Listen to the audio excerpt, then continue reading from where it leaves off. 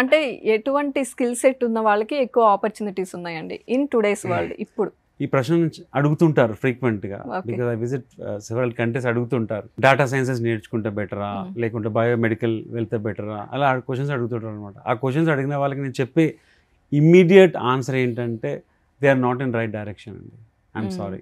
Okay. ఆ పిల్లలు అడుగుతుంటారు, అన్ఎంప్లాయిడ్ పీపుల్ అడుగుతుంటారు, అంటే ఉద్యోగ అవకాశాలు చూసే వాళ్ళు అడుగుతుంటారు అనమాట.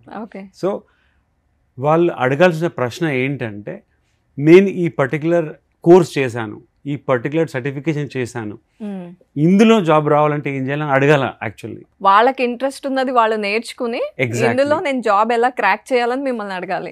అది రైట్ క్వశ్చన్. అది రైట్ క్వశ్చన్. సో మీరు అబ్జర్వ్ చేస్తుండండి, మీ చుట్టుపక్కల మీ తెలిసిన వాళ్ళు మిమ్మల్ని అడుగుతుంటారు ఎందులో ఉద్యోగావకాశాలు బాగున్నాయని. నో, పీపుల్ ఏ కోర్సులు అయితే మనం వినలేదో, ఏ కోర్సులు అయితే పబ్లిక్ చదవట్లేదో, ఆ కోర్సులలో యూఎస్లో, జపాన్లో మన వాళ్ళు టాప్ మోస్ట్ పొజిషన్స్లో ఉన్నారు. అవి ఎవరికి తెలియదు.